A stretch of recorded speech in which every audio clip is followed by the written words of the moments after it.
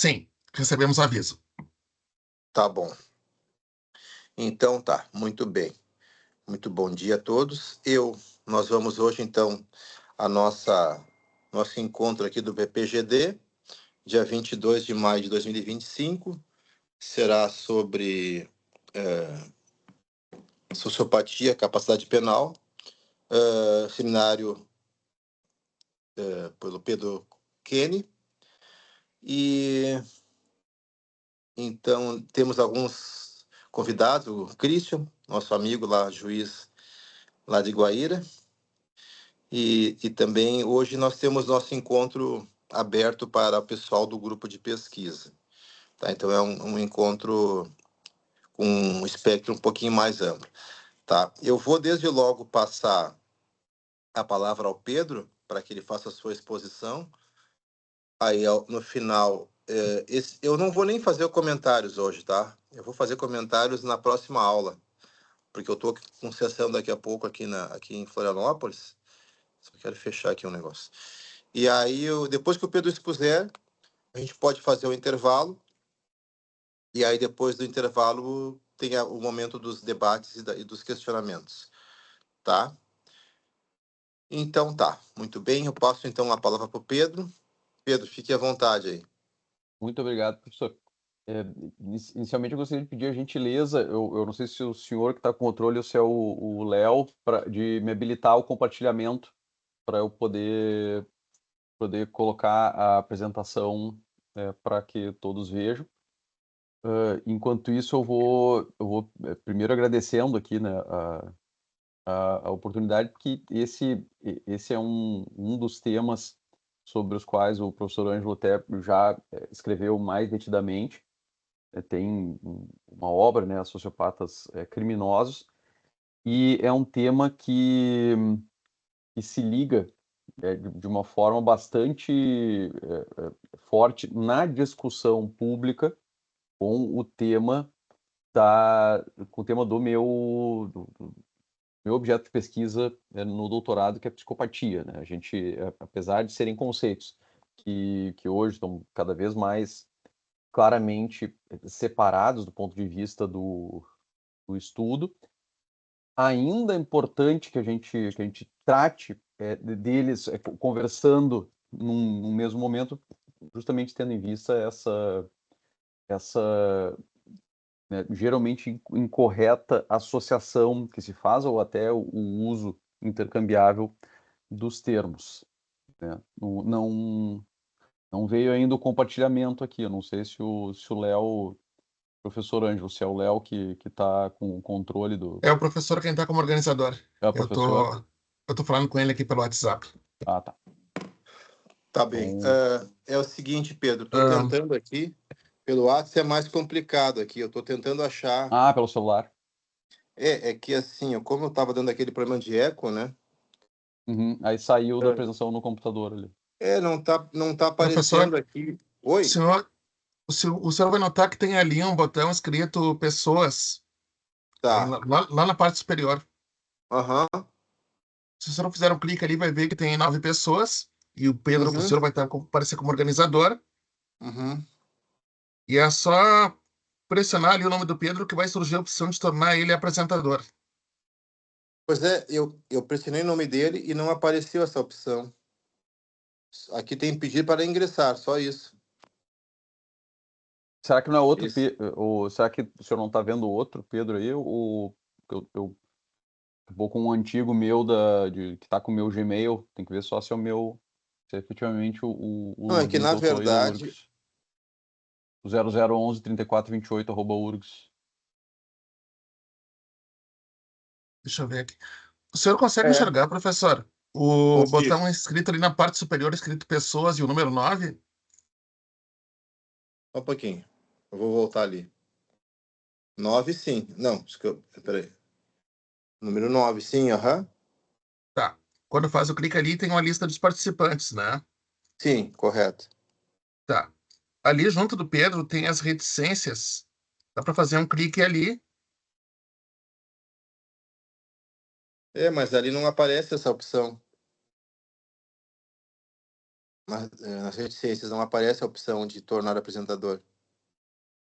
Pelo menos no celular. Sim. Deixa eu ver. Eu vou tentar fazer uma coisa por aqui, só um instante.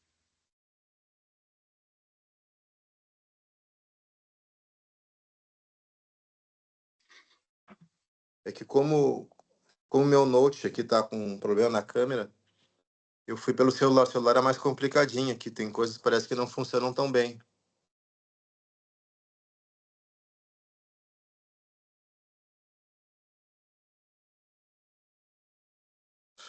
Deixa eu ver aqui.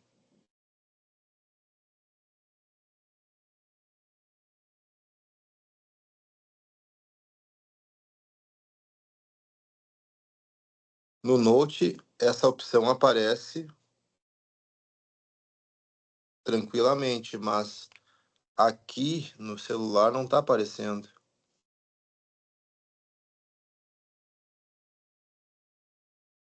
Deixa eu ver. Professor Ângelo continua? Eu estou aqui, Léo. Ah, tá. Tranquilo. Então tá. Deixa eu ver Ô, Léo, aqui. quem sabe eu saio. Não, agora você pode ficar, professor. Eu consegui entrar com a mesma credencial aqui e eu vou tornar o Pedro apresentador. Ah, Ah, tá, boa. perfeito. Então tá bom. Feito. Ah, não, aí o Léo é o Hacker, campeão, né? hacker residente da, Não, do aí grupo. eu amo é forte. Tá, então tá. Pedro, Agora sim, vamos lá agora então. todos veem a apresentação na tela? Sim. Tá, perfeito. Então, prosseguindo. Então, esse é o tema, né? A gente vai falar sobre capacidade penal, sociopatia e a contribuição da neurociência. Então, os objetivos, brevemente, né? Eu vou ter que apresentar um panorama histórico dessa imbricação de conceitos que foram associados à sociopatia, para a gente, de certa forma, visualizar como que a gente chegou ao presente momento, fazer uma distinção entre, principalmente, os conceitos do transtorno de personalidade antissocial, a psicopatia e a sociopatia, e depois falar mais especificamente da sociopatia e da repercussão da identificação da condição para a consideração da imputabilidade de uma determinada pessoa.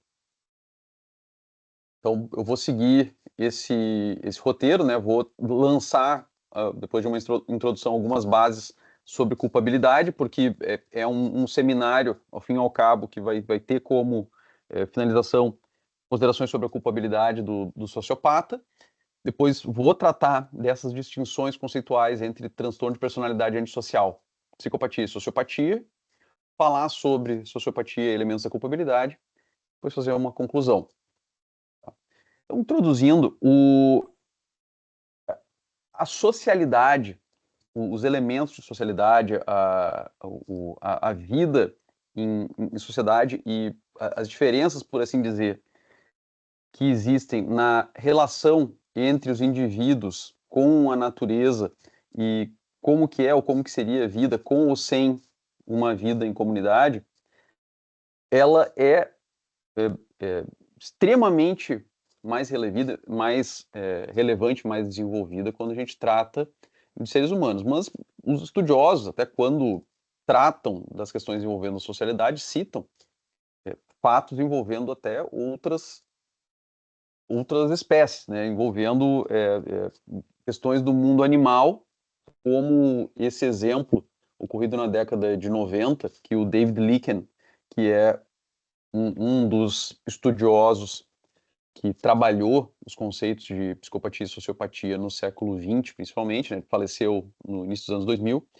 ele cita um fato que ocorreu na década de 90, em que elefantes órfãos foram retirados do seu habitat, e o que aconteceu é que chegaram em um outro parque e começaram a matar, começaram a acabar com as populações de rinocerontes. E começou a haver um problema ecológico pior do que o problema que eles tinham com caçadores, né? E a solução foi introduzir nesse local elefantes adultos para que colocassem, para que pudessem justamente fazer, né, a socialização desses pequenos elefantes, né? Isso, claro, é um exemplo muito rudimentar de como o indivíduo em si, ele pode não ter a capacidade de desenvolver a percepção e a capacidade de se relacionar com o mundo e com outros seres, né, sem o devido contexto e sem a devida contribuição, por assim dizer, de um grupo, né? Tem coisas muito complexas e que às vezes se subestimam, né, quando a gente fala em socialidade, né? Mas, assim, saindo do mundo animal, né, a gente tem que a, a, a cognição social humana, né, que é um conceito que está lá no Adolphs, né, no texto de 2009, é algo extremamente mais complexo, né? E é complexo a ponto de esse estudioso nos indicar que nem mesmo em outros primatas, que a gente tem, né, estudos genéticos que mostram a imensa semelhança até do código genético de outros primatas com os seres humanos, nem mesmo em outros primatas está desenvolvida como nos seres humanos essa capacidade de compreender as mentes de outros indivíduos. E é uma coisa bastante única, né, ao ser humano, essa cognição social que nos permite também então fazer inferências sobre as intenções, os sentimentos, pensamentos de outras pessoas, né? É uma questão que depois a gente vai ver deságua, né, no que se chama de teoria da mente, em que a gente permanentemente realiza exercícios de inferência sobre o que os outros estão pensando para a gente ajustar as nossas expectativas, as nossas intenções e os nossos comportamentos, né? O Adolphs ele menciona que a gente tem 3 domínios de conhecimento, por assim dizer, no que toca a essa relação entre a nossa mente e as outras, né? Que o conhecimento sobre o ambiente não social, né? Que é o conhecimento sobre o ambiente em si, as coisas, os objetos, o conhecimento sobre a mente dos outros e o conhecimento sobre a nossa própria mente, né? A autoconsciência. Bom, então, essa foi a introdução, tá? Sobre a culpabilidade, só um momento.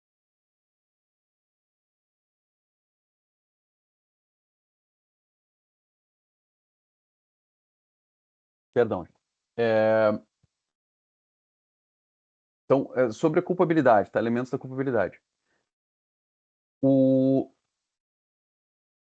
A gente tem, né, não vamos fazer uma digressão sobre a evolução da culpabilidade, mas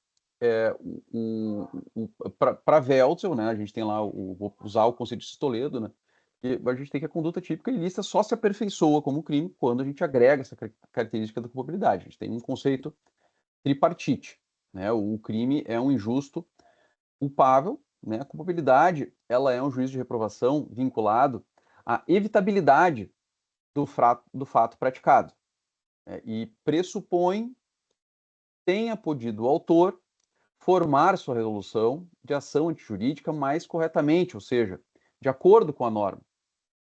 Não qualquer homem, mas este homem. E isso, esse final do conceito, ele vai ter uma aplicabilidade, digamos assim, maior do que às vezes a gente percebe, quando a gente conecta esses termos com o que a gente vê no estudo dessas condições, desses transtornos. Porque existe muitas vezes uma tendência, né, a fazer um silogismo da identificação de um determinado transtorno, uma determinada condição, com a falta ou a presença de a capacidade de cognição e controle sobre a volição. Então, é preciso que a gente pense, né, na culpabilidade como uma questão ligada à individualização da responsabilidade e como capacidade de evitabilidade individual, né, que está vinculado também ao livre-arbítrio. A gente volta àquela discussão que a gente teve no seminário apresentado pela Amália. Só um momento, desculpa.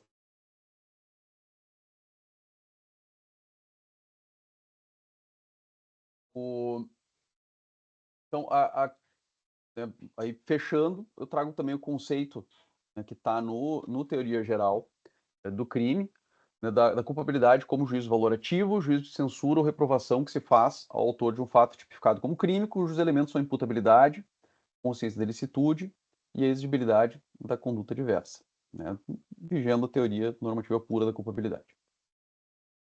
Agora, então, passamos, né, a fazer algumas distinções aqui sobre transtorno de personalidade antissocial, psicopatia e sociopatia.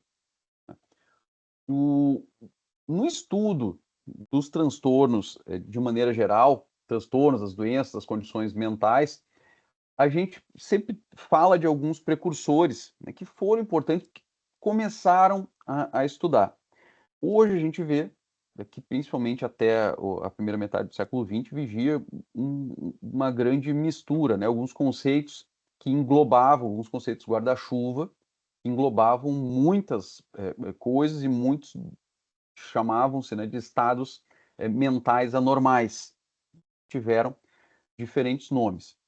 Para os conceitos que a gente vai estudar, né, principalmente a gente fala daí a partir de Philippe Pinel e do seu Manny Sandelier, lá na sua obra, no seu tratado, e que ele fez a partir de observações que ele menciona de pessoas que estavam institucionalizadas no hospício de Bicêtre, né? Ele fez essas observações num contexto ali pós Revolução Francesa, em que ele teve a oportunidade de observar esses indivíduos institucionalizados, né? E até o parênteses que se faz, né, que a gente nota, isso é um tema que acho que eu mencionei quando do seminário da Andrea, e muitas vezes corre-se o risco de enviesar determinadas análises e generalizar certas características de certas condições a partir da população do universo que é examinado. Então, quando a gente fala que o Robert Hare formulou o PCLR a partir de indivíduos institucionalizados, e aí isso acabou gerando, como estudiosos apontam, uma certa distorção no sentido da detecção de antissocialidade em indivíduos psicopatas.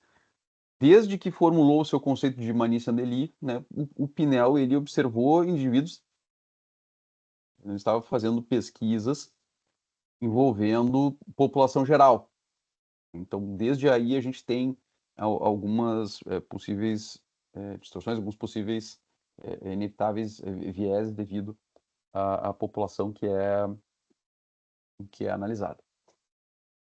Aí, outras figuras importantes, né? A gente tem o Vincenzo Chiarughi, o James Pritchard, que a gente vê, tem até hoje esse conceito de moral insanity, alguns autores citam, né, apesar de ser um conceito bastante defasado, né, faleceu há mais de 150 anos, James Pritchard, o Isaac Ray, e aí no século XX, né, trabalhando no século XX, a gente chega em Kraepelin com seu conceito de personalidades psicopáticas, o David Henderson, Kurt Schneider, também fala muito de personalidades psicopáticas, até que a gente chega em Cleckley.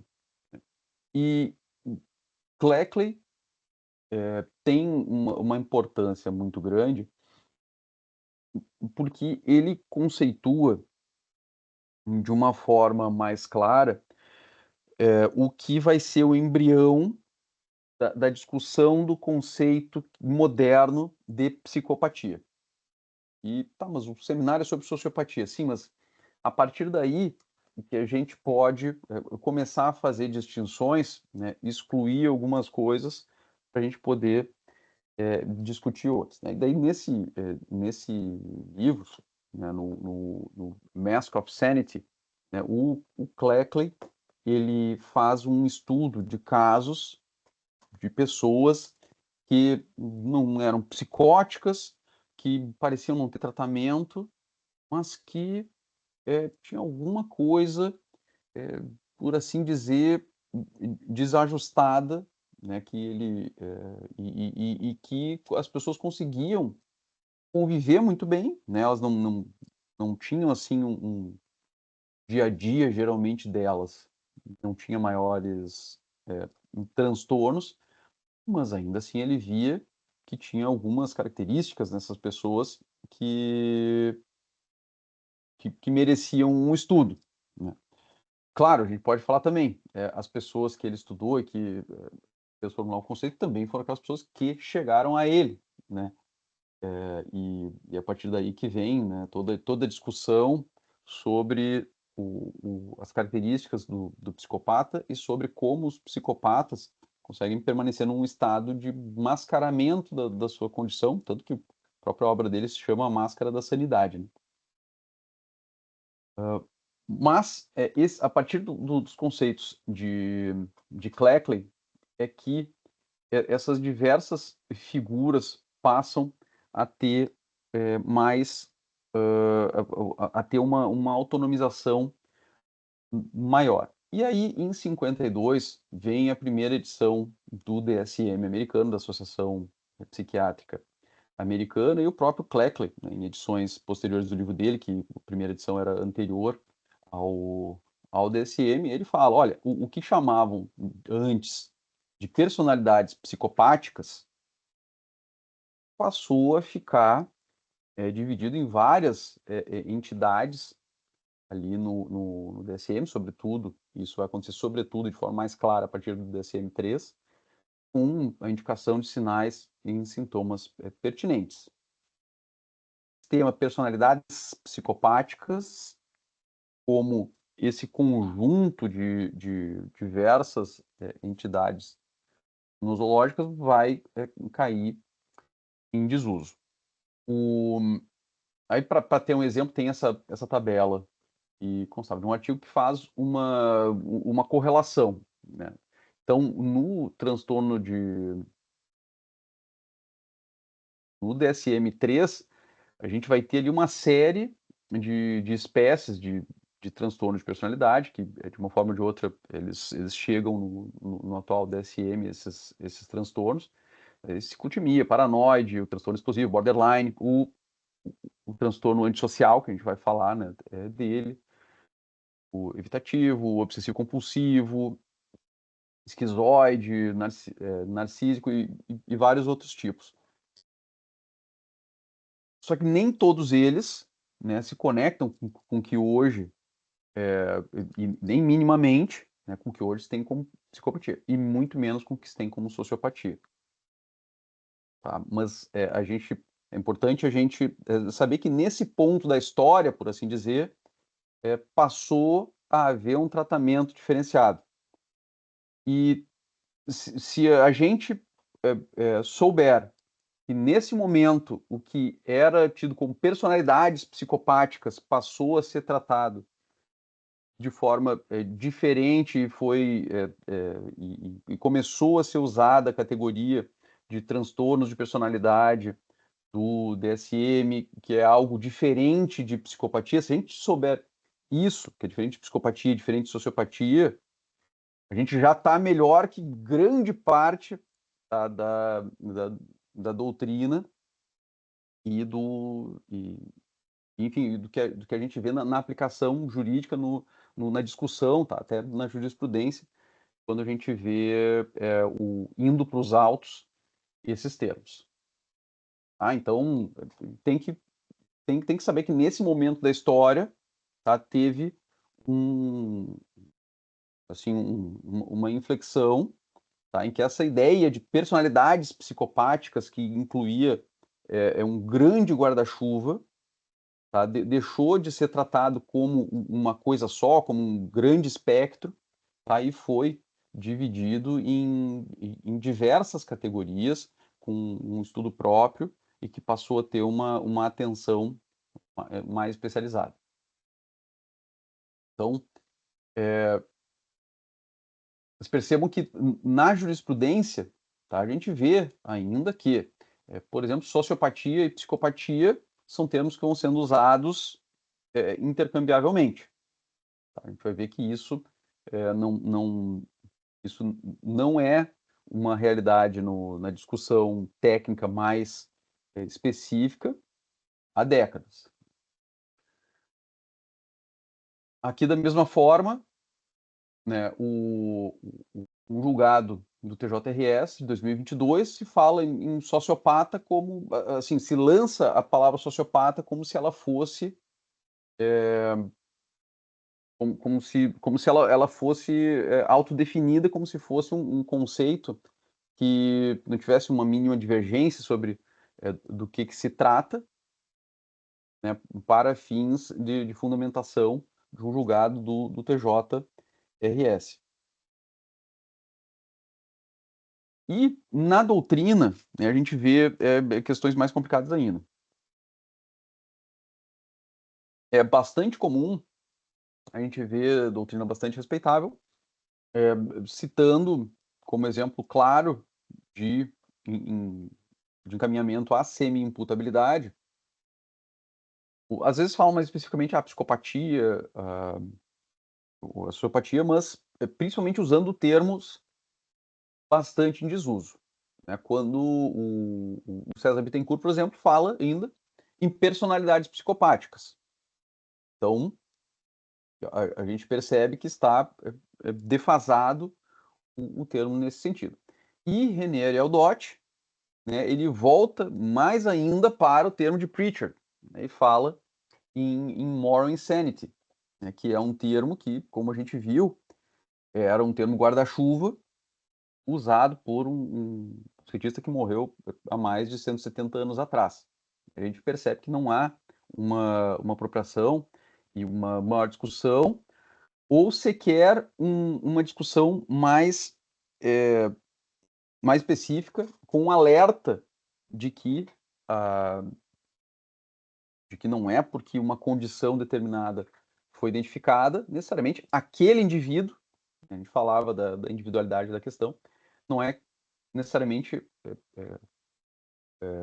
obrigatório que aquele indivíduo, naquele momento, naquele fato, não tenha a capacidade integral de compreender o caráter ilícito do fato ou de se determinar de acordo com esse entendimento. Né? E a confusão entre esses conceitos, ela, em primeiro lugar, ela prejudica a própria interlocução entre os operadores do direito e os responsáveis pelo exame de sanidade. Então, a gente vê muitas vezes os laudos psiquiátricos são feitos por especialistas que não têm, às vezes, um treinamento específico nesses temas, e aí tem dificuldade por parte dos próprios médicos que fazem os laudos, e da nossa parte dos operadores do direito, a gente às vezes não sabe o que perguntar. Então fica uma conversa realmente difícil. E até porque, além da falta de treinamento específico dos profissionais da área da saúde, às vezes também não sabem muito bem a parte onde que se encaixa, né? É uma crítica daí geral, não só relativa a isso, onde que se encaixa aquilo que eles vão responder, e a gente às vezes não sabe direito o que perguntar. E aí fica uma conversa realmente difícil nessa ponte entre o direito e a ciência e as ciências forenses auxiliares.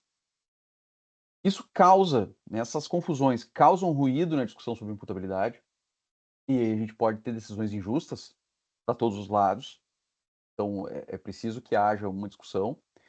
Isso traz muito possivelmente confusões na discussão dos casos concretos e pode provocar conclusões equivocadas sobre a personalidade do réu de maneira geral e inferências sobre coisas que o réu faria ou não faria baseadas na identificação de uma determinada condição.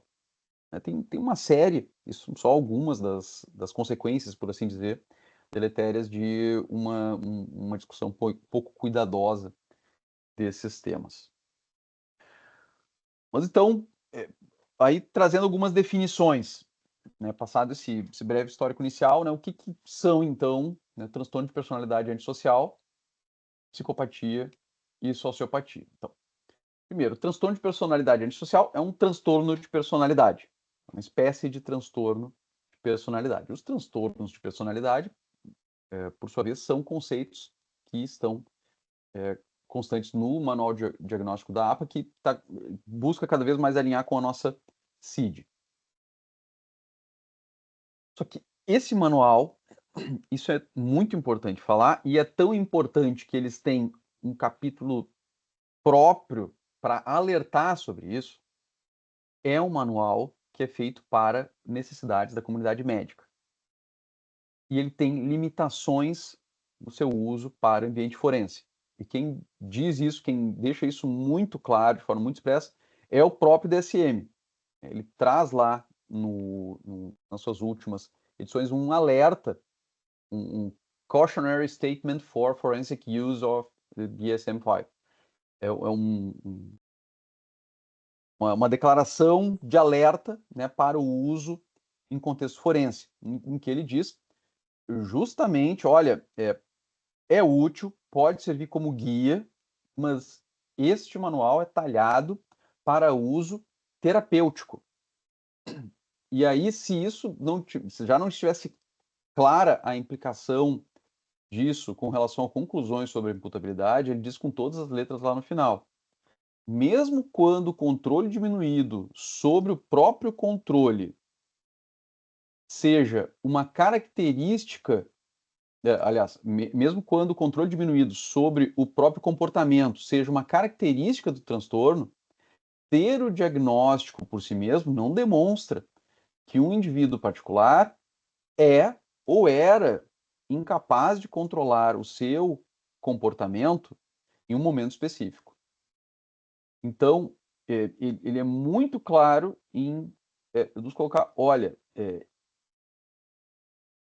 identificação de transtorno não significa identificação de falta de controle sobre de falta de capacidade de determinação de acordo com o entendimento ilícito. Né? Traduzindo para conectar com o nosso 26 do Código Penal, é isso que ele diz.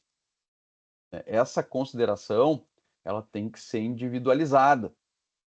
Não é possível fazer aquele silogismo, olha, se o indivíduo foi identificado com TPAS, por exemplo, TPAS tem controle pobre sobre os seus impulsos como característica, logo seria esse indivíduo teria uma classificação, por assim dizer, de inimputabilidade ou de semi-imputabilidade. Isso fica muito claro pelo próprio DSM. Então, transtorno de personalidade, né, a característica fundamental é ser um padrão duradouro de experiência interna e comportamento que se desvia marcadamente das normas, expectativas da cultura do indivíduo, que é invasivo e inflexível, ou seja, não é passageiro, por assim dizer, né? E tem início na adolescência ou no início da idade adulta, é estável ao longo do tempo e leva a sofrimento ou prejuízo. Esses caracteres de sofrimento ou prejuízo, eles também vão ser bastante importantes, né? Acabam sendo bastante importantes quando a gente vai falar, por exemplo, de psicopatia, né? Justamente porque psicopata muitas vezes não há como se identificar qualquer sofrimento ou prejuízo para ele pela sua condição. Então, esse é um dos motivos pelos quais a psicopatia realmente não tem como ser caracterizada como um transtorno. O transtorno de personalidade antissocial, que é o do que aqui estamos falando e que vamos conceituar, é um padrão de desconsideração e violação dos direitos de outros. Criminalidade, impulsividade e incapacidade de aprender com a experiência. Essa é a definição do DSM. Então, reparem que ela está muito vinculada, né, com conduta, com uma conduta, como menciona, né, antissocial. São características ali que dizem menos sobre as questões internas, por assim dizer, e mais sobre como se relaciona com o ambiente, o indivíduo. E aí, o diagnóstico no DSM é feito pela identificação de 3 ou mais entre 7 indicadores. É a forma como foi estabelecido. Existem diversas discussões, né? A gente não vem ao caso sobre como que esses padrões são construídos, né? Existem várias críticas sobre como são feitas como são feitas as construções desses padrões, desses critérios diagnósticos. Mas basicamente é isso. E o indivíduo, a pessoa tem que ter pelo menos 18 anos para ter o diagnóstico, mas é preciso que tenha um início de transtorno de conduta, né, evidência do início de transtorno de conduta antes dos 15 anos. Né, ali os critérios B e C, e isso inclusive é apontado como, de certa forma, contraditório, né, porque eu só posso diagnosticar a partir dos 18, mas eu tenho que ver o que ele fazia antes dos 15. Também tem várias questões que são colocadas como problemas nessa construção do TPAS, né, mas é isso que preconiza um manual da Associação Americana de Psiquiatria. Pro manual, tá, que isso é uma discussão que é feita há décadas, e pro manual existe uma relação entre TPAS, sociopatia e psicopatia. Tá? Basicamente, o manual diz que a psicopatia ou sociopatia, né, ou personalidade dissocial, é justamente, ele coloca que é o padrão, né, é o padrão essencial do transtorno de personalidade antissocial. Ele coloca a psicopatia ou sociopatia como um elemento chave do transtorno de personalidade antissocial, confunde os conceitos, não faz a diferenciação, tá, que nós vamos ver, que o que os pesquisadores colocam, tá? Porque, como depois eu vou falar, se tem algo que é quase consensual no estudo da psicopatia, e é um ramo que quase consensos são muito difíceis de encontrar, é que a figura da psicopatia que é hoje estudada, ela não corresponde ao TPAS. É outra coisa. É outra coisa. Então, existe muita crítica como que a APA coloca a psicopatia nesse contexto do transtorno de personalidade antissocial. Então, sobre o, o conceito, né, da psicopatia, da sociopatia para o DSM, a gente tem que colocar que o central para ele é essa desconsideração e violação dos direitos de outros, que começa na infância ou no início da adolescência e prossegue na vida adulta. Aqui a gente vai ver que não são os conceitos que a doutrina especializada trabalha em relação à psicopatia e sociopatia. Tá? E aí até ele coloca, né, eu coloquei aqui porque é interessante, coloca que características associadas ao transtorno de personalidade antissocial, e ele coloca características que são centrais à psicopatia. Ali, ó, individuals with antisocial personality disorder frequentemente não têm empatia ou tendem a ser insensíveis, cínicos e a desprezar sentimentos, direitos ou sofrimentos de outros. Aí, quando a gente fala em insensibilidade, falta de empatia, aí sim a gente está entrando no núcleo da psicopatia. né? E isso é colocado de uma maneira vaga ali entre os conceitos do transtorno de personalidade antissocial pela Associação Americana de Psiquiatria. Então, como eu falei, né, quase consenso que o transtorno de personalidade antissocial não pode ser confundido com as figuras conhecidas como psicopatia e sociopatia. Bom, e aí, psicopatia, o que que é?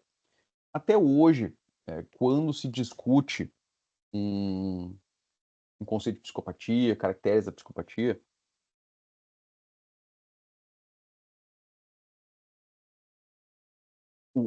volta-se a Harvey Kleckler, né? Isso acaba acontecendo, o protótipo ele vai sendo discutido, se discute se ele detectou ou não detectou uma determinada característica por algum motivo, mas o protótipo acaba sendo o dele.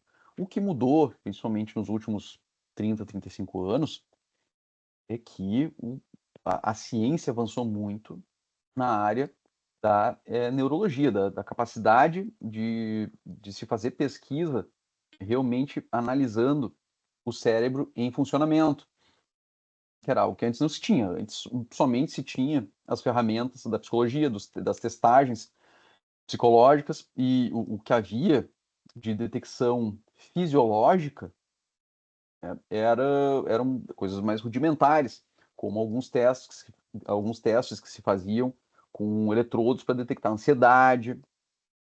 Havia algumas coisas que se faziam, mas nada tão complexo, tão, tão revelador como se tem hoje com os exames de imagem do cérebro, né? E a psicopatia, também aqui, aí eu podia abrir um parênteses de 4, 6 horas para a gente ficar falando sobre as discussões que existem sobre o conceito, mas o caractere central, que é mais consensual, é justamente a insensibilidade, a, a falta de emoção, de empatia, quando no que se refere à empatia com outro ser humano mesmo. É a característica central da psicopatia.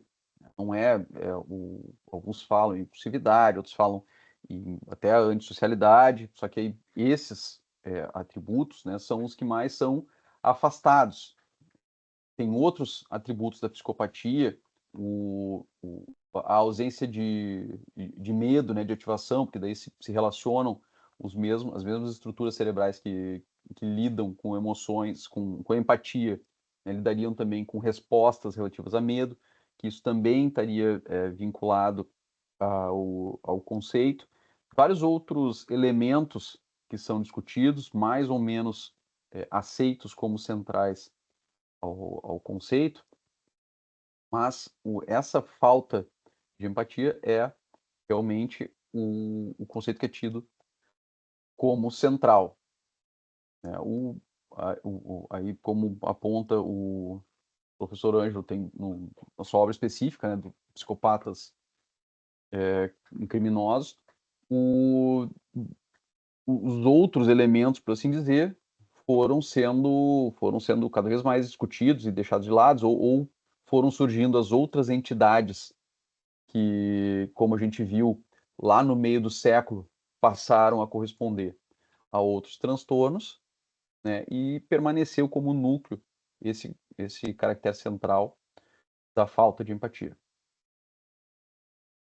Indiferença afetiva, né, outra maneira de colocar. Aí tem várias hipóteses, né, de várias hipóteses sobre, né, neurologicamente o que definiria o psicopata. Uma delas seria a falta de ativação, deficiências na amígdala, que seria justamente uma estrutura, na verdade é um par de estruturas cerebrais que ficam no lobo temporal, só que são referidas como se fosse uma só, né? Mas a amígdala, ela tem a ver justamente com com a reação empática ao sofrimento dos outros. né? E daí se consegue detectar que as pessoas com justamente o psicopata, pessoas com traços de psicopatia, ela tem uma ativação menor com relação quando ela percebe o sofrimento do outro, né? Isso é um dos elementos básicos que se percebe, tem pesquisas empíricas sobre isso.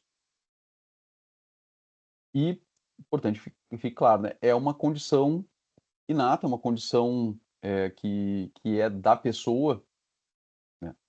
E que não é causada, também existe cada vez mais consenso, que, olha, a psicopatia, como deve ser considerada, né, no conceito central, ela não é causada por questões socioculturais. Não é o desenvolvimento, a maneira como a pessoa é criada, qualquer coisa assim, que vai tornar a pessoa psicopata. Claro, o ambiente, a maneira como a pessoa é criada, a forma como ela é socializada, isso tudo pode afetar como que a pessoa vai agir, pode afetar como que a pessoa vai se relacionar com o mundo, se ela vai ter uma propensão maior para cometer crimes ou não. E só que não é isso que vai torná-la uma pessoa psicopata, né? O psicopata, quando ele comete crimes, esses crimes podem ter algumas características diferentes, porque ele tem algumas características diferentes da pessoa que não é psicopata. Mas isso não quer dizer que isso vai ter sido determinado pela psicopatia dele. E a psicopatia, claro, ela pode também, ela pode acabar modulando como que vai ser, né, a relação da pessoa com o ambiente, né? Por outro lado, porque ela vai ter muitas vezes uma reação diferente a determinadas coisas, determinados fatos da sua vida, né? E para ficar bem claro, né, esses fatores ambientais, mas como com qualquer pessoa, eles podem colaborar para que a pessoa cometa um crime, mas a vontade de cometer ou não, e principalmente a vontade de não cometer, né? Daí a gente lembrando lá do free want, a vontade de não cometer a partir de uma determinada pulsão, é a pessoa que vai controlar, né? O psicopata, ele pode faltar empatia, mas não existem evidências, né, de que ele tenha uma deficiência para entender que determinada coisa é ilícita. Ele pode não se abalar com a percepção de que uma determinada conduta pode causar sofrimento a uma pessoa. Mas isso não se confunde com ele compreender se aquilo é errado ou não. E muito menos se confunde com ele conseguir deixar de fazer por compreender que aquilo é errado. Então, isso é preciso que, que esteja presente. E entrando na sociopatia.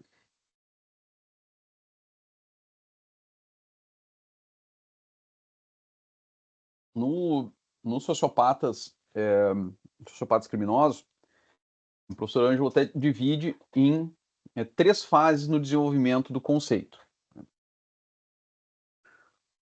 As primeiras 2 fases, elas dizem respeito justamente a uma certa confusão conceitual e se relaciona com aquele momento dos precursores em que eu mencionei, né? Porque se falava, às vezes intercambiavelmente, às vezes falava em sociopatia como um braço da psicopatia, tá? E com relação a esses conceitos, né, a gente precisa destacar o George Partridge, que trazia, que trouxe esse conceito que disse, olha, existe um subgrupo aqui das personalidades psicopáticas que o sintoma principal dessa condição deles é a dificuldade ou a recusa de se adaptar às demandas da sociedade.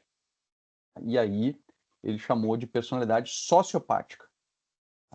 Mas aí se atribui o termo sociopatia, né? A Karl Birnbaum teria vindo antes dele, mas quem popularizou teria sido o Partridge. Isso se conecta também com uma ideia que até recentemente se vê ainda alguns textos falando nessa divisão, tá? Que surgiu a partir de Cartman, principalmente, da existência de uma psicopatia primária e uma psicopatia secundária. E essa ideia, na verdade, ela é interessante quando a gente conversa sobre psicopatia, fala dela, porque ela acaba dividindo as características da psicopatia e isso é usado também para separar as diversas características que o próprio Harvey Cleckley montou.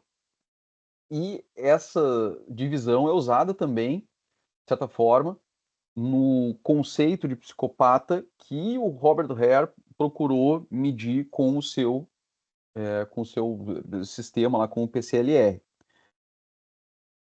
A psicopatia primária seria justamente a psicopatia que se vincularia a as questões envolvendo a falta de empatia, a insensibilidade, justamente as questões pessoais e inatas que a gente tem como caracteres centrais. Ou seja, basicamente, os caracteres centrais que a gente tem e que vem se revelando mais consensual sobre psicopatia.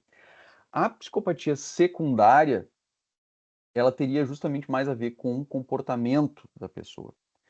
E alguns autores daí começaram a colocar como uma forma, entre aspas, de psicopatia que seria vinculada a estímulos externos, seria causada por estímulos externos, mas de toda forma seria mais vinculada a comportamentos e a socialidade e a antissocialidade. Então, a partir daí se discutiu muito, se falou muito de psicopatia primária ou secundária, e alguns começaram a chamar essa secundária de sociopatia. Se passou a usar esses termos. E David Lykken, né, que ele tem experimentos que fazia ele, por exemplo, fazia experimentos envolvendo ansiedade e psicopatia desde a década de 50. E na obra dele, né, ali da década de 90, a última edição, ele fala na sociopatia como como uma falha de alguns dos elementos que são componentes essenciais da socialização. Ele vincula isso, ele fala que é basicamente um defeito na socialização do indivíduo. Né? E daí, quando há negligência na socialização e quando uma outra comunidade não assume um papel de socialização que seria primariamente da família, aí decorre a sociopatia. Seria o conceito dele.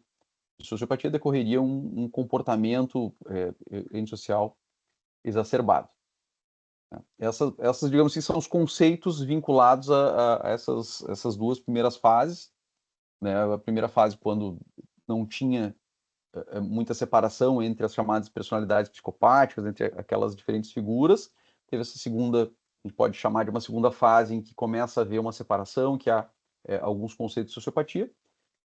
E aí a gente pode falar numa terceira fase, tá? Que é a ideia, e aí eu trago como base o conceito do professor Ângelo, da sociopatia como uma condição relacionada ao cérebro social. Tá? Que aí é um conceito que busca justamente partir dos avanços que existem em neurociência, em neuroimagem funcional, no conhecimento e na busca de definições baseadas no conhecimento de estruturas do cérebro e nos avanços sobre a compreensão sobre o cérebro. E aí a gente fala, né, até na existência da neurociência social, que é justamente um estudo da neurobiologia humana focado em compreender como que as estruturas do cérebro, como que o funcionamento do cérebro se relaciona com, com o comportamento das pessoas em sociedade. E aí tem a situação, né, que é a citação, que é a compreensão de vanguarda apresenta novas abstrações sobre o ser humano, contextualizando as suas características neurofuncionais nas relações sociais, ou seja, as suas condições neurológicas de responder, seja de modo autônomo, seja de modo condicionado aos estímulos seus internos e aos estímulos externos. Então, e aí a gente vem com essa ideia de cérebro social, que daí o Gazzaniga, ele traz um conceito na sua obra, o cérebro social, que é inclusive, que precede a década do cérebro, professor Anjo, e ele discute sobre como as estruturas do cérebro e a forma como o nosso cérebro se, enfim, é construído, a forma como o nosso cérebro é desenhado, a forma como é a arquitetura do nosso cérebro. Ele diz que a própria arquitetura, ela traz dentro de si uma verdadeira confederação, ele chama, que são sistemas que muitas vezes eles são contraditórios, né? A gente tem sistemas que têm mais racionalidade, sistemas que têm menos racionalidade. Ele postula, inclusive, por exemplo, como o cérebro humano jamais, como não teria como não chegar num pensamento religioso. Ele diz, olha, é porque a nossa busca por explicações, ela é natural do ser humano, é uma decorrência da forma como os sistemas do nosso cérebro se relacionam, que a gente vá buscar explicações para determinados fenômenos, né? E essas relações, elas acabam também, essas relações entre as diversas estruturas do cérebro acabariam se projetando, acabariam tendo influência na maneira como a gente se relaciona com os outros e com a sociedade.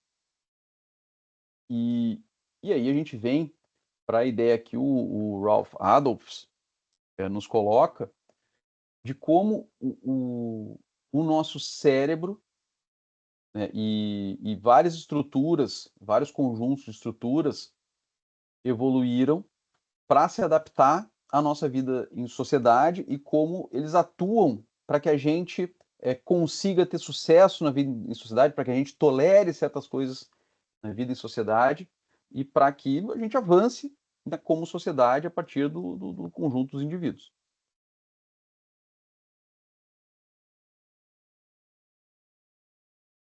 E ele coloca que a hipótese do cérebro social tenta explicar, né, o extraordinário tamanho e complexidade do cérebro humano,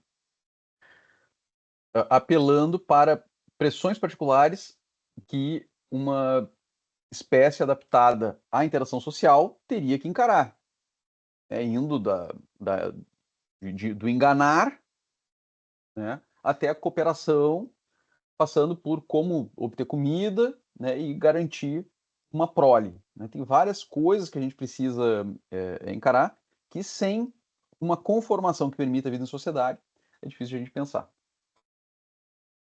E ele fala justamente dos mecanismos de cognição social também, né? Ele fala nos sistemas de neurônio espelho, são aqueles que permitem que a gente entenda a intenção dos outros através de simulações das ações dentro da nossa cabeça. A ideia de teoria da mente, que é uma ideia interessante, que a gente procura, a partir de informações externas, tentar representar o que está se passando na cabeça de outra pessoa. E a gente sabe, isso a gente faz sem pensar. Mas isso é algo extremamente complexo, porque a gente às vezes não coloca para fora o que a gente está sentindo, mas a gente tenta compreender o que o outro está sentindo a partir do que ele está colocando para fora. Mas isso é algo humano que a gente faz e que é uma das coisas que vai viabilizando a vida em sociedade. E ele coloca a empatia também, né, que a gente já viu ali que é um conceito relevante para também a psicopatia. E aí, estruturas fundamentais para a sociedade. Eu nem vou, eu adiantado a hora, não vou entrar no site, mas esse site, eu não sei se vocês já conheciam, tá? Esse Neurotorium tem atlas 3D do cérebro, a gente consegue ver qualquer estrutura que a gente coloque ali, e a gente vai girando ali, ele faz recortes, é uma ferramenta, tá, gratuita na internet, muito interessante para a gente, para quem quer analisar, para quem quer estudar melhor a anatomia do cérebro. Essas imagens aí dos próximos slides é dele. Então, algumas estruturas que o Adolphs coloca que são identificadas, né, como importantes para a socialidade. Ele coloca a própria amígdala, que a gente já falou na questão da psicopatia, córtex pré-frontal ventromedial, né, o medial é a parte mais próxima da linha central, o ventral é a parte de baixo, por assim dizer, do cérebro. A ínsula, né, que nós temos tem as fissuras aqui que separam o lobo temporal do cérebro do parietal, e lá dentro, né, tem essas estruturas que são as ínsulas, né, que são também envolvidas na representação dos estados corporais da empatia, e a junção temporoparietal e o córtex pré-frontal medial, que são também áreas-chave, né, identificadas como áreas-chave para a teoria da mente, para aquela representação que a gente mencionou, para atribuição de crença a outros. E sobre o conceito de sociopatia, né, aí voltando para a obra do professor Ângelo, o que é colocado? Que os estímulos a esse conjunto de estruturas cerebrais podem ser colocados de modo a jogar o indivíduo, né, a ele acabar em dois espectros de um contínuo, né? Num lado, a socialidade, representando o reconhecimento da interação social como necessária à própria viabilidade da vida humana, e do outro lado, a sociopatia, né, que aí o indivíduo que reconheceu a interação social, né, normalmente com relação a um determinado grupo, como obsoleta, como um inconveniente, como um atraso absolutamente desnecessário, né, digno de ser simplesmente dispensado. Então, para a gente fechar numa definição, né, a sociopatia é uma condição marcada pela crença por um indivíduo na obsolescência social de parcela da sociedade, passando o psicopata a ter tal parcela da sociedade como passivo de rejeição ou aniquilação. A partir não de algo que exista por uma predisposição, por uma estrutura cerebral diferente, né, como a gente mencionou que existem hipóteses na psicopatia, por exemplo, mas sim a partir de uma indução neurofuncional de tal crença, né, pela doutrinação à obsolescência social, ou, aí sim, né, em casos, né, daí é exceção, né, a partir de um eventual trauma crânioencefálico, que daí a gente vai ter uma situação diferente, excepcional. Em regra, quando a gente vai falar de sociopatia, a gente vai falar da sociopatia induzida pela questão da doutrinação. Tá? E essa obsolescência social, para a gente deter um pouco mais tá, no tema, que também é bastante abordado pela obra do professor Ângelo, seria essa construção ideológica que resulta no cérebro social, que seja condicionado por uma doutrinação. E aí o objetivo seria criar justamente mecanismos justificadores da exclusão de uma determinada parcela da sociedade, do convívio como um todo. A atividade neurofuncional de um cérebro social condicionado a expressar suas funções de modo a rejeitar as percepções que identificam a sua própria pessoa com a pessoa pertencente a um outro grupo definido como diferente. E a relação entre sociopatia criminosa e obsolescência social. Aí a gente tem essa incitação, que quando o sujeito forma a convicção da existência de uma diferença que é suficiente para ensejar um comportamento criminoso, surge a sociopatia. E aí, quando vai realmente executar o crime, é a sociopatia criminosa. E quando ele se convence que o destino comum a todas as pessoas nas quais ele reconhece o conteúdo proferido pela doutrinação deve ser o extermínio, aí a gente tem a caracterização dessa obsolescência social. E na obra, né, dos sociopatas criminosos, o professor ainda coloca que teria 3 fases esse percurso, por assim dizer. Num primeiro momento, tem uma ideia de autopreservação. A pessoa começa a ser doutrinada, e aí a gente tem um exemplo, né, tá, a situação que seja a pessoa doutrinada por um fundamentalismo religioso. Começa a entender que ela precisa, para se proteger como pertencente a um determinado grupo, ela precisa começar a olhar diferente para um outro grupo. Quando ela reconhece que aquele outro grupo, né, não merece viver, merece ser aniquilado, aí a gente chega na segunda etapa, que é a obsolescência social.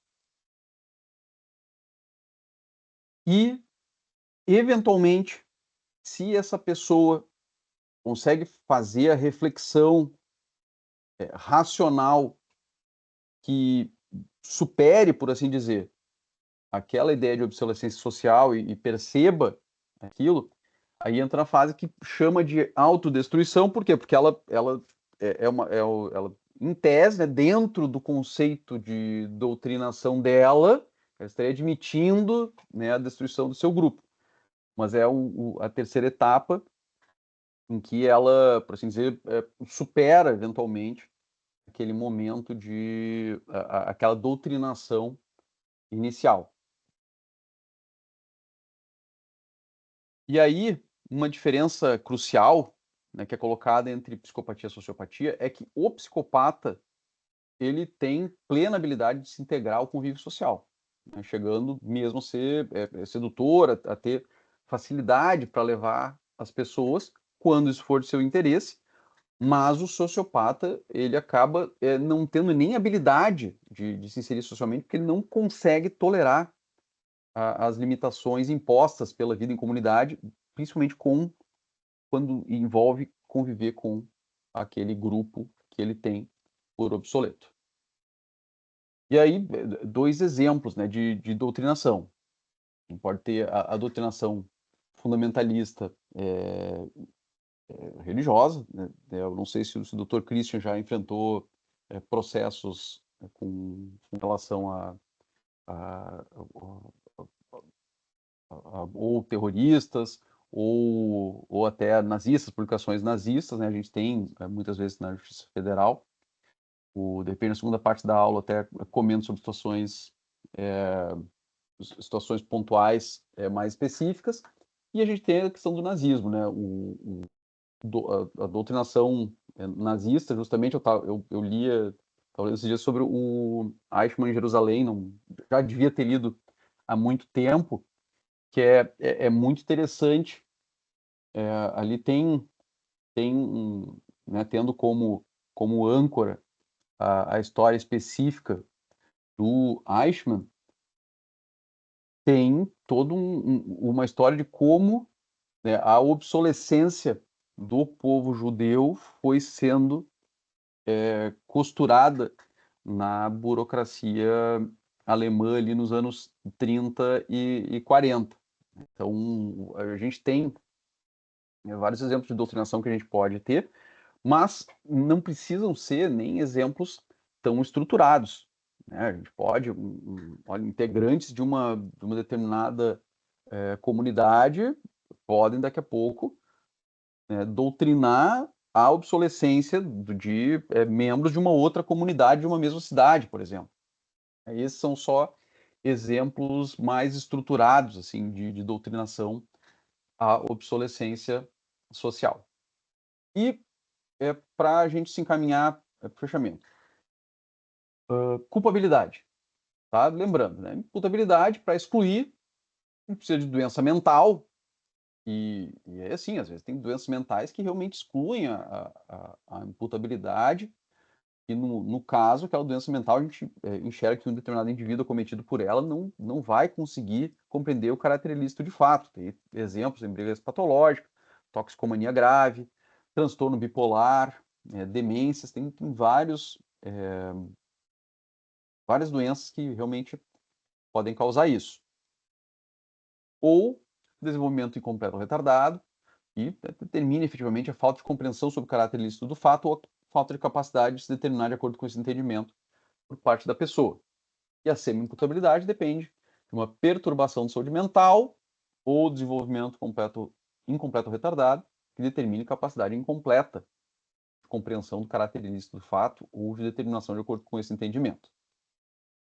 Então, a sociopatia, tá, nas definições, todas as definições que a gente trabalhou, e aí desde a definição, né, que eu trouxe aqui do professor Ângelo envolvendo o condicionamento do conjunto de estruturas que a gente chama de cérebro social, e mesmo considerada a sociopatia como psicopatia secundária, como outros conceitos, por si só, ela não determina uma falta de imputabilidade, seja porque conceitualmente ela não tem em si, né, essa falta de capacidade cognitivo-volitiva, seja porque, mesmo que fosse confundida com TPAS, o próprio DSM nos traz ali, olha, tem que ver os caracteres específicos individuais. Mas é importante dizer que a sociopatia por si, ela não induz, por assim dizer, uma inimputabilidade, sem prejuízo de ela estar associada, aí sim, a uma doença, um transtorno, no contexto do qual efetivamente a pessoa, aí sim, não tenha, né, a capacidade de compreender o caráter ilícito do fato, e aí a situação tem que ser vista individualmente. E aí eu cito um caso concreto recente, tá, que houve no Ministério Público Federal, que eu fui conversar e fui procurar saber, porque um colega comentou sobre um caso que estava verificando de terrorismo, tá, de preparação de questões terroristas, uma questão envolvendo o fundamentalismo religioso, e o indivíduo claramente tinha sido levado por uma doutrinação fundamentalista, tinha uma determinada parcela da sociedade como obsoleta, só que ele tinha um histórico muito forte de transtornos psicóticos, de internações, de uso de remédios em razão de quadros psicóticos. Ali parecia muito claramente um caso de um indivíduo que, apesar de apresentar os contornos da sociopatia nos conceitos que temos, ele tinha também transtornos psicóticos, que esses sim pareciam indicar uma inimputabilidade. Então, não é para dizer que nunca o sociopata será inimputável, mas sim que a sociopatia em si ela não determina a inimputabilidade. Então, basicamente era isso, né? Com considerações finais que eu coloquei na tela, que é basicamente um resumo dos conceitos que a gente colocou, para separar bem. O transtorno de personalidade antissocial é aquele definido no DSM, a partir de comportamentos antissociais observados, né? Tem um uso específico pela psiquiatria e limitado e discutível uso em contexto forense para determinar a imputabilidade. Psicopatia, condição marcada centralmente pelo afeto indiferente, com avanços nas últimas décadas na compreensão de possíveis estruturas cerebrais implicadas nos seus aspectos. E a sociopatia, que é uma condição marcada pela internalização da obsolescência social de determinada parcela da população, por uma doutrinação externa ou condicionada pelo próprio indivíduo. E, em qualquer caso, a inimputabilidade exige a detecção, no caso concreto, uma doença ou transtorno que leve aquele indivíduo a não ter a capacidade de compreender ou de se determinar de acordo com a compreensão sobre o caráter ilícito de um fato. Era essa a apreensão, agradeço a atenção de todos. Bem, muito bem. Falei que eu iria... Obrigado, Pedro. Falei que eu iria sair de fininho, mas eu não resisto a falar duas palavrinhas antes do intervalo, para depois do segundo momento vocês terem aí as discussões pertinentes. O Pedro se ouve muito bem. Alguns breves comentários, então, que eu gostaria de fazer. Me ouvem bem? Eu estou aqui no celular, o meu notebook não... Esse aqui do tribunal, ele tem implicância aqui com o Teams, né? Mas, enfim. Então, gente, essas questões são muito importantes, porque elas são muito objeto de confusões, assim, e também, ao mesmo tempo, além de ser objeto de confusões, elas têm uma densidade muito significativa. É uma matéria bem complexa, né? Esse tipo de matéria, por exemplo, eu venho estudando há muito tempo, né? E eu demorei muito, assim, até que eu consegui, enfim, ter uma melhor compreensão de vários pontos, né? E o Pedro, ele faz exatamente a sua tese de doutorado exatamente sobre a questão da psicopatia, que até sugeri a ele, enfim, exatamente em virtude da importância da temática, né?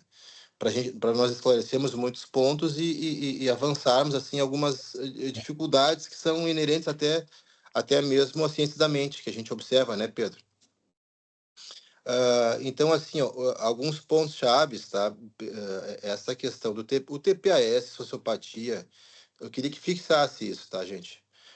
TPAS, sociopatia e psicopatia são categorias distintas, tá? Eu queria dar um exemplo aqui. Uma coisa que é importante, que eu gostaria de referir aqui com relação à exposição do Pedro, também é a seguinte: a importância de se fazer uma meta-análise, que foi muito bem feita essa meta-análise pelo Pedro. Tá? Até passei agora, recentemente, o Pedro é rápido, né? O livro do Gazzaniga, acho que foi semana passada, né, Pedro? Se eu não me engano, e o Pedro conseguiu se apropriar assim, em pouco tempo. Mas nós verificamos todo o arcabouço de material que temos disponível e verificar os pontos controvertidos desde uma meta-análise, digamos assim, de fato, né? Ou seja, a gente verificar tudo que se debate sobre a matéria e não escolhermos, assim como fazia, por exemplo, o Hare com relação à psicopatia, de eleger um público ali, nós também não podemos eleger os autores que são afinados com as nossas hipóteses, né? Nós temos que fazer uma meta-análise de modo a gente verificar os pontos em contraposição. Isso é importante. E aí, a partir daí, a gente pode fazer uma síntese e uma conclusão mais adequada, né? Senão, não é ciência, né? Se nós não fizermos uma meta-análise assim, de forma a tudo que se propõe, claro, eu digo tudo do ponto de vista com alguma razoabilidade, né? Então, se alguém vai lá e fala uma coisa muito esdrúxula, então é melhor nem mencionar, né? Mas aquilo, os autores mais importantes, a gente tem que considerar. O Cleck, como mencionou o Pedro e tudo mais, né? Nós vemos muitas dificuldades, assim, do ponto de vista de um certo apego a categorias antigas. Por exemplo, o livro do Kurt Schneider é um livro de 1923, que trata sobre personalidades psicopáticas. E lá nesse livro, na página 5, se não me engano, ele fala que os psicopatas, eles sofrem e fazem sofrer, né? Ou seja, já é um conceito totalmente enviesado, claro, dentro da perspectiva da época, né? Então, é um livro que surgiu há um pouco mais de 100 anos, e se a gente for observar no DSM hoje, lá está dito nos transtornos de personalidade que então eles teriam como característica fazer sofrer ou sofrer, né? Isso, claro, que eu vejo como um resquício do Kurt Schneider. Para a gente ter em conta como não se encaixaria, por exemplo, a questão da psicopatia. Não se tem elementos dados, uma corroboração de evidência que diga que o psicopata sofra em virtude disso, né? Então, o afinamento desses conceitos ele é muito importante para a gente virar de vez a página, né? A questão da sociopatia. Uma coisa que a gente tem que ter em conta é o seguinte: a sociopatia, segundo eu a vejo, e que tem, digamos assim, amparo nessas concepções de cérebro social do Gazzaniga, do Ralph Aldous, por exemplo, é uma sociopatia diferente do TPAS, né? O TPAS é um transtorno de personalidade. E o transtorno de personalidade é o que a pessoa ela é daquela maneira. Ela se comporta, aquilo é inato à pessoa. A personalidade da pessoa é inata a ela. E ela pode ser, a personalidade ela pode ser normal ou anormal. Se ela for anormal, ela vai cair numa daquelas, digamos, vamos pegar aqui o DSM, uma daquelas 10 tipologias ali do DSM. Tá? Então, ela é daquela maneira, ela é antissocial. A sociopatia é um pouco diferente, tá? Um pouco não, é bem diferente. E é aquilo que eu intitulei, inclusive, eu participei de uma banca aqui na FMP, que dizia respeito a umas questões correlacionadas a essa temática, e eu fiz a seguinte expressão, usei a expressão uma mente hostil, ou seja, a pessoa desenvolve uma mente hostil com relação a determinada pessoa ou grupo. Então, o que faz com que essa mente hostil tenha como consequência? A pessoa ela vai dirigir, né, um comportamento aversivo contra aquele grupo. Então, por exemplo, se a gente pegar um exemplo que eu menciono no livro Sapatos Criminosos, daquele jornalista que fazia aquelas pesquisas dos homens-bomba, em que ele deixou de detonar uma bomba contra um grupo de judeus porque ele viu uma mãe amamentando e ele se enterneceu pela aquele quadro, aquela mãe ali, pela sua criança, e ele desistiu de acionar a bomba, por exemplo, e depois, enfim, ele foi entrevistado e tal, foi preso e tudo mais, né? Mas se a gente for parar para numa perspectiva assim do TPAS para comparar com a sociopatia, esse é um bom exemplo. Por exemplo, o que acontece? Ele pode ser até uma espécie de herói no seu meio. Ele pode não ter nenhum conflito social no seu meio. Ele pode ser um herói. Mas, com relação ao grupo-alvo, ele tem essa mente que eu chamo de mente hostil. Essa mente hostil vai ser uma decorrência exatamente dessa sociopatia. Mas ele não vai ter um transtorno de personalidade antissocial no meio em que ele convive. Antes, pelo contrário, pelo fato dele se dispor, por exemplo, a eliminar certo grupo, ele pode ser uma pessoa socialmente altamente gabaritada. Entenderam a distinção? Então, essas distinções elas são muito importantes cientificamente para dentro da nossa linha de pesquisa, para a gente entender e também tentar contribuir com os tribunais, enfim, né? Porque eu acho que a academia tem esse papel assim de trazer uma fundamentação teórica sólida para a gente poder alinhar as coisas para ajudar os tribunais, né? E também ressalto novamente o que eu já falei, né, dessa importância de fazer uma meta-análise, pegar os autores, digamos, que fizeram a construção dos conceitos, né, desde aqueles autores, enfim, que digamos, hoje em dia a gente pode chamar em que o pensamento seja ultrapassado, mas eles tiveram uma influência grande, né, como eu mencionei, lá no livro do Kurt Schneider, está dito que o psicopata faz sofrer ou sofre. E isso a gente vê no DSM ainda hoje. Né? E não é bem assim. A gente sabe que não é assim. Né? Então, parabéns, Pedro. Eu dei eu sabia que era uma tarefa difícil, porque o tema é complexo, mas eu entendi que o Pedro poderia sair muito bem e saiu mesmo. Obrigado. É uma discussão também, nada, Pedro, merece. E é uma discussão que vai remanescer, porque o Pedro vai trabalhar muito ainda na sua tese, né, Pedro, de doutorado, sobre essa matéria, mas eu tenho certeza que vai dar bons frutos. Tá, gente, eu vou ter que sair agora, tá? Se vocês quiserem fazer intervalo ou não fazer, fiquem à vontade. Eu vou ter que sair porque eu tenho daqui a pouco sessão aqui em Florianópolis, pro tribunal. Nosso tribunal ele é móvel às vezes, né? O tribunal é regional, é assim, né? A Malha que tá no Paraná, né, Amália?